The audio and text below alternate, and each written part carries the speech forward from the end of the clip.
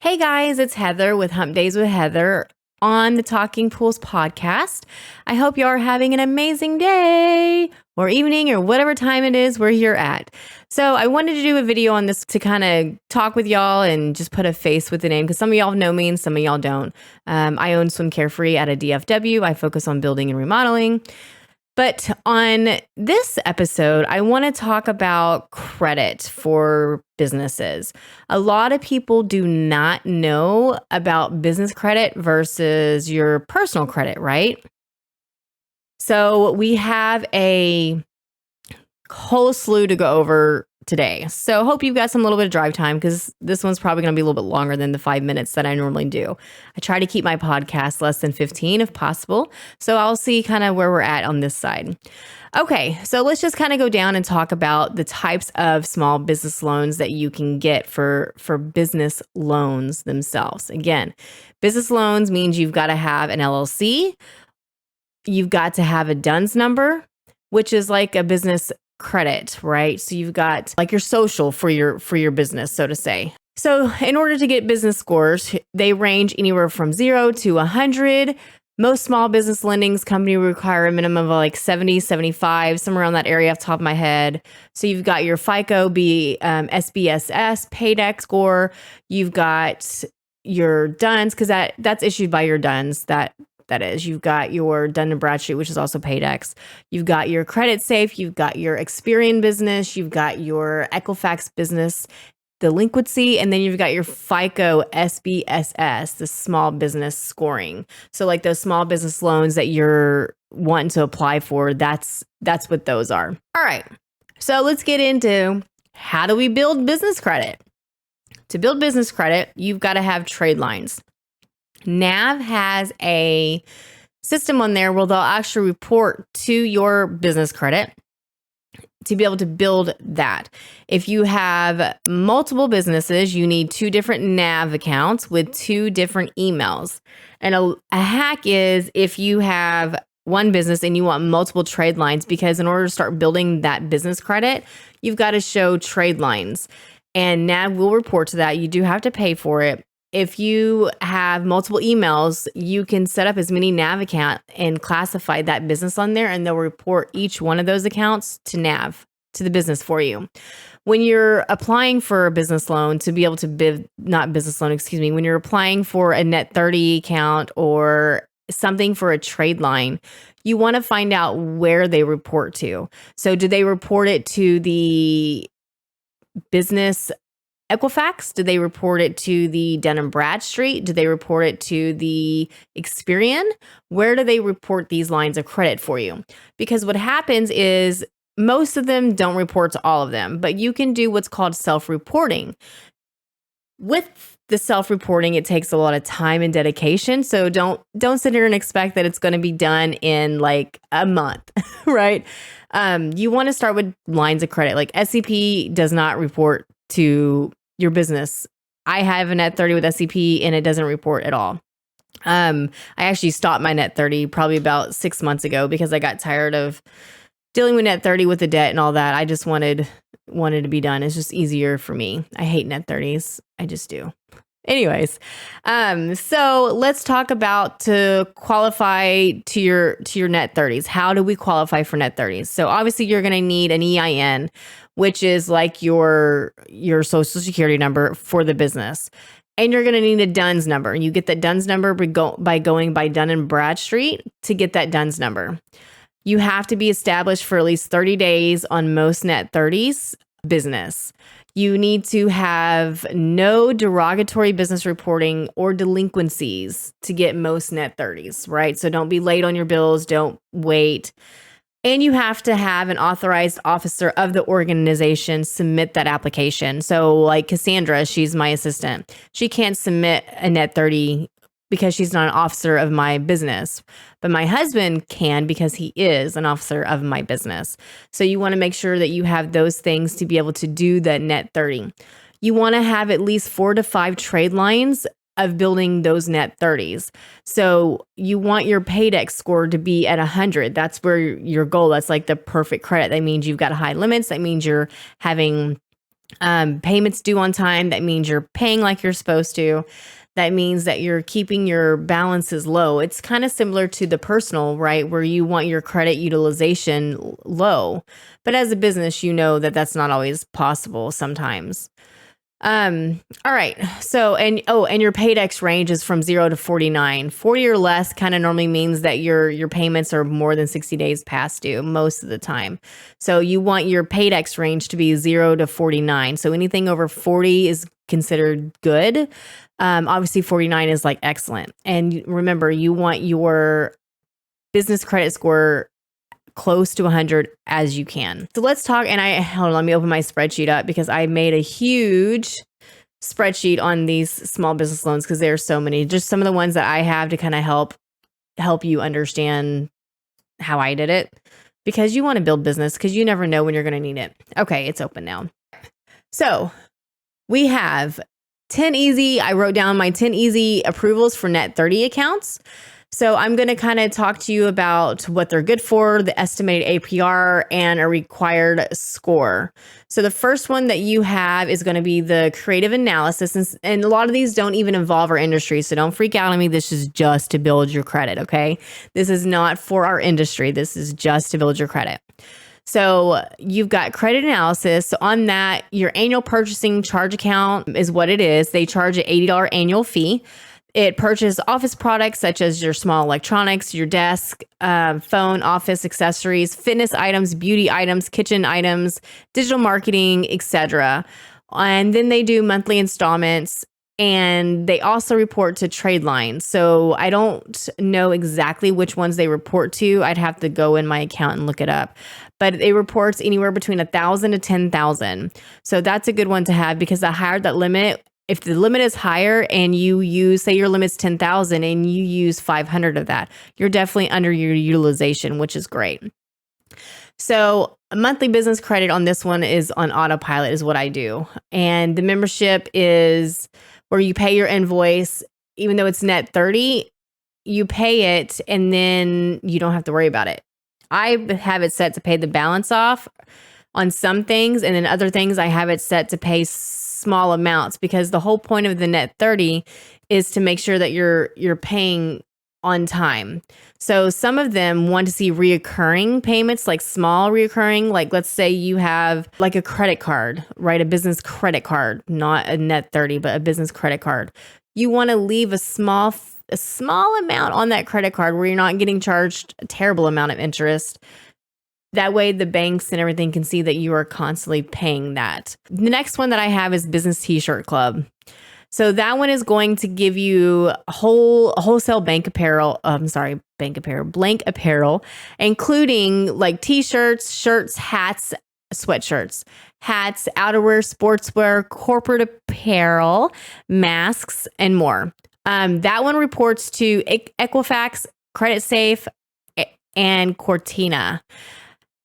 And I think there's one more. And Ansona, I forgot the name of the fourth one. There's another one, but for the life of me, I can't remember what it is. But it's like ANSO something another like that. I'd have to Google it real quick. But with that one, it is a club membership, so you will have to pay a membership, and I think it's like $70 for that one.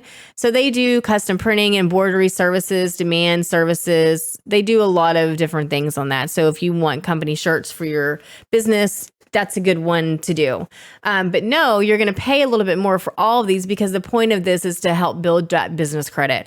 You will definitely be able to find cheaper prices than what is on these websites. So don't freak out and be like, oh God, I'm paying out the ass for this.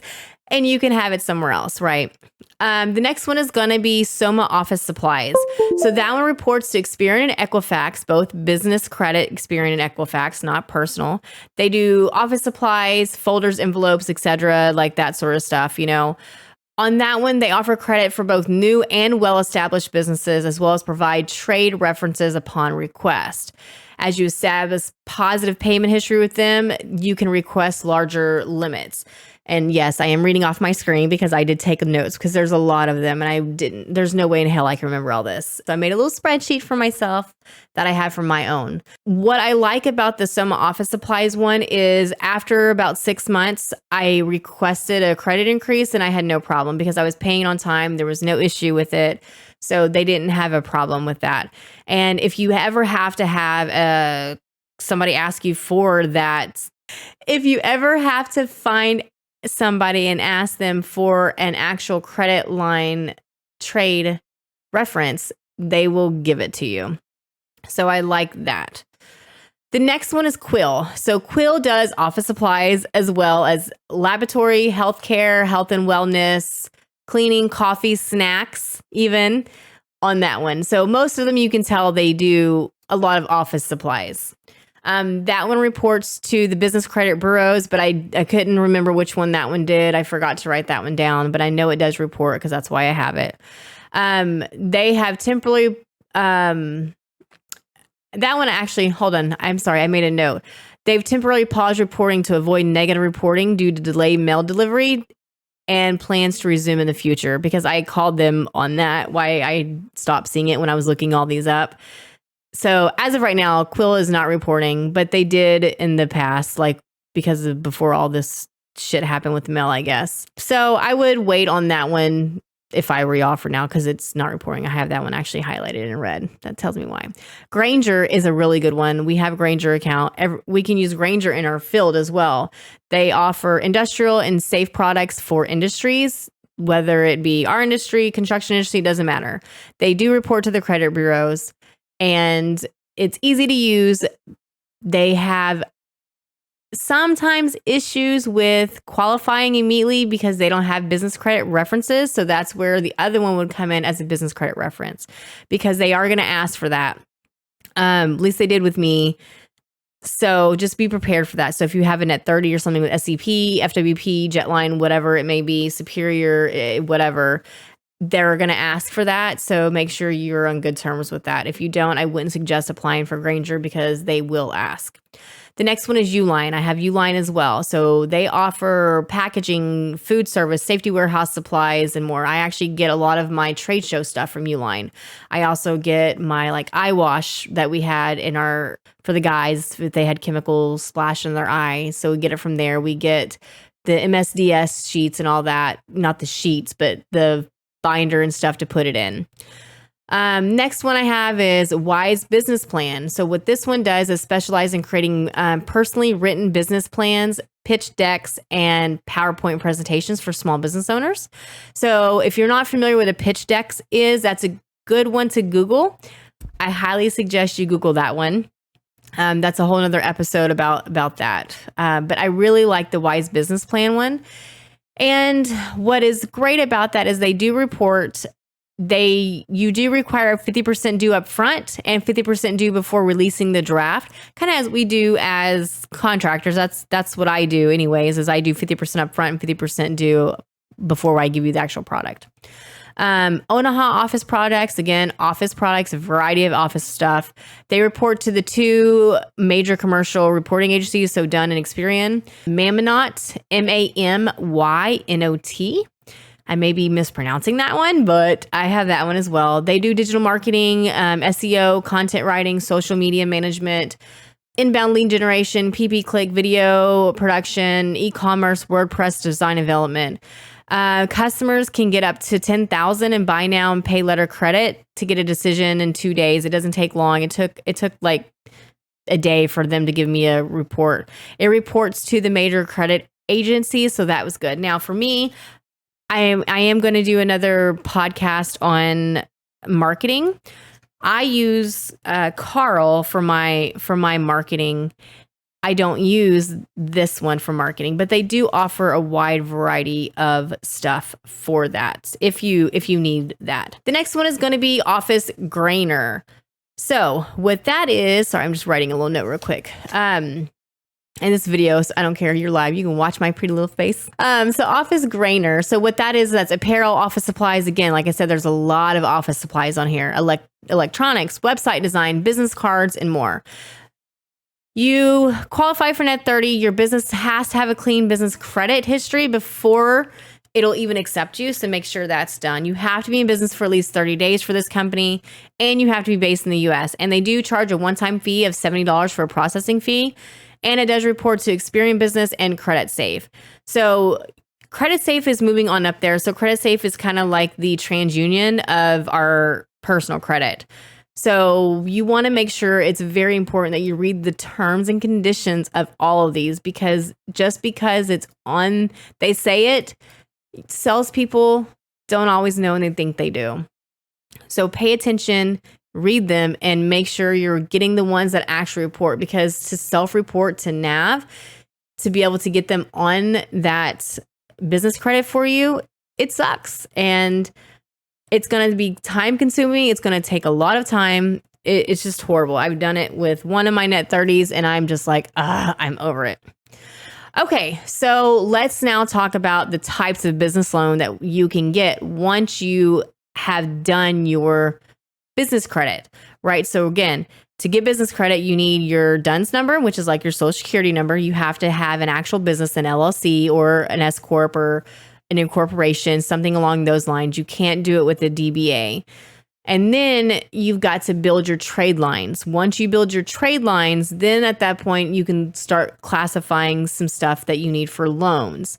Good ones as well for Net 30s are going to be gas cards. There's certain gas cards that report and certain that don't. What I do to make sure that they're actually pulling my business and not my personal credit, because you don't want to use a PG, which is a personal guarantee, on your business side, because the whole point of having a business is you separate those two, right? You've got your personal here and you've got your business here. Because let's say you go buy a house, and I'm guilty of this, I'm not gonna lie. I have one personal credit card that I use for business because the points are just so damn good. And because of that, it reports on my personal credit. So I have to pay attention to my cycle on that credit card, because you have a closing date and then you have a due date. There's two totally different things on your credit card. Your closing date is when you need to have it paid for, because that time is when it's going to report to that credit, not your payment due date. So what I do to kind of avoid it is, let's say, so that particular card is a $15,000 limit.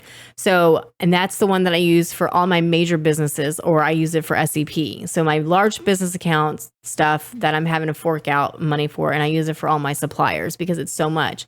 And I'm revolving that card a lot. And be careful, because a lot of companies don't like you to do that on personal, because they think you're doubling that card up, and that can get you shut down. So just be very cautious of that. So what I do is, if my cycle date is tomorrow, I would have paid that card today, because it's going to clear my bank by tomorrow. And then when it reports to my personal credit, because that card is under my personal credit, it shows a zero balance.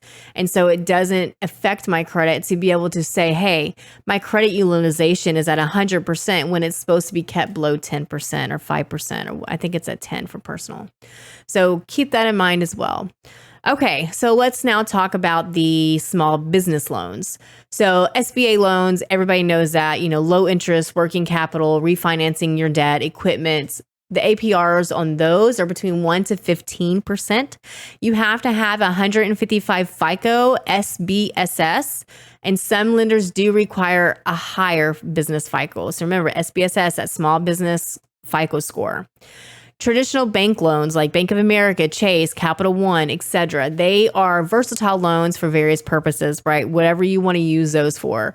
But some banks do require assets to be able to justify that amount.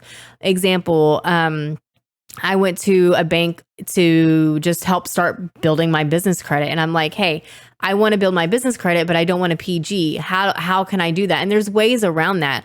So what they're going to ask you to do is you can do a secured business credit. Some of them have a 3,000 limit, some have 5, some have 10. So just call around your banks and find out what they are. And what they'll do is you'll give them that money. They'll stick it in a CD or a savings account that's locked where you can't withdraw it. Then they'll give you the money off of that, and then they'll withdraw. You do your payments that way. So that's a good way to get it as well, if you don't want to go through these other Net 30s to help build that. But You need at least 5 minimum of net 30s to help build that business line of credit. And that line of credit is not going to be, hey, I started this 30 days ago, so now my personal score, I'm not personal, my business score is going to be skyrocket. No, don't think of it that way. Okay, so, and as we all know, business credit from the banks are very high, and you need a minimum of a 580 FICO score because they do check, most of them do check your personal, and they want a personal guarantee as well. So you just be cautious with that. Do not use any of these for a personal guarantee. I lock my personal account so they can't see it. And if somebody tries to pull my personal account, I'll immediately get a phone call, text, or an email, whatever that they do to alert me. So my second one is merchant cash advances. Please stay away from these. These will get you in so much trouble. What a merchant cash advance is a quick access to capital if you don't have great credit. So let's say your credit is like a 520, 550, very low score. A lot of places will accept you, but I'm going to tell you what these are is, let's say you deposit $100,000 a month inside your bank account in credit cards. What they're going to do, and you apply for a $200,000 advance, okay? What they're going to do is they're going to take money out of your account every single day. If you're doing that high amount, it's going to be multiple thousands of dollars every day because they want that paid back in about 4 to 6 months. And if you can't afford that, and then you're going to pay probably 50 to 60% on top of what you borrowed. So you have closing fees on that, which is normally about $3,000. Then you've got your interest on that, which is normally like 30%. And I'm not joking. I had to Google this one. 30% on there. So please stay away from those. Those can get you in a lot of trouble. The next one you have is business lines of credit. I personally have 3 business lines of credit. So what that is you access those funds as needed. Out of 3 of them, only one actually has money out because I used it for, I want to say it was for inventory for the early buy-in is probably what I used it for. Yeah, that's it. I did the early buy-in. I had to think, I'm like, what the hell did I use that for? But anyway, so those business lines of credits are great. So out of 3 of them, I only had one that was open. Then they sit there, and most of the time, those don't report to the credit bureau. So you want to make sure that you're either self-reporting that or you find a company that does report that. My interest rate on that, on most of those, are going to be between like a 5% up to like 18 to 20%. It really depends on who you go with and what you choose to do. And the business line of credits, obviously, if you have shit credit, it's going to be a lot higher in interest. So you want to make sure that your credit is decent to be able to get a better interest rate, unless you're just trying to build credit. And it's okay if you do have those extra funds to help build that credit, but just be money smart. Don't spend more on interest than you are the whole loan or half of the loan. Don't do that. So your next one's going to be a micro loan. So what this is business with credit profiles for small loan amounts. When I say small loan amounts, I'm talking $10,000, $5,000 and less, because those do happen sometimes. You're short on payroll and you just need $1,000 until your accounts receivable gets in. We've all been there. It's all happened. This is what those micro loans are great for. Those interest rates, though, are going to be about 10 to 18 to 20% on those. So just be cautious of those interest rates as well. The FICO on that does vary. It really depends on where you go, but I want to say the lowest that they'll accept, I think, is like a 550 on those. And then, of course, the higher, the better. So the next one that you're going to have is going to cash flow loans. So access to cash without great credit, again, is very similar to your merchant cash advances. Stay away from that. You need a minimum of like a low 600, and the interest rate is like 10 to 90%. And yes, I did say 90%. Then you have alternate online loans. So with that, is very bad. It's very like the cash flow, very like the merchant advance. I'm gonna skip that one because it's just shit. I wrote it down, but don't. Next one is gonna be your business credit cards. I love my business credit cards. So for me, I use points. That's how I'm able to travel. That's how I'm able to do the fun things that I want to do. with my points. And every business charge goes on a credit card. Every personal charge goes on a credit card. You have to be smart with your money, peeps. Don't rack up thousands and thousands and thousands of dollars in credit card debt and not have the money to pay for it. You will get in trouble. I know Dave Ramsey is like, credit card debt's so bad. Bullshit. It's not bad if you know how to utilize it correctly. If you make your credit card work for you, you'll be fine. Now, obviously, we know assets is where you want to put your money in, but it is kind of an asset if you're able to benefit from it, right? Which means you can travel, you get points back, you get money back, you can apply your purchases to that, to the points that you get. So there's so many great things about that. My favorite is going to be your Chase and American Express for your business. And then Capital One just came out with a new one as well. That's the Venture X. That's pretty damn good. Pay attention, you look at your points, see which ones you're getting back. Some of them will even give you lots of points for just signing up and applying. So just use it, but be smart about it. Don't rack up in debt. The next one's going to be equity crowdfunding. So this is like investors, right? So capital without having to repay, experienced investors can act as mentors. So investors get equity. You don't need a credit score for that, but most of the investors will check your credit for that. If they're going to partner with you, they want to make sure that their investment is protected and that business is not going to run into the ground.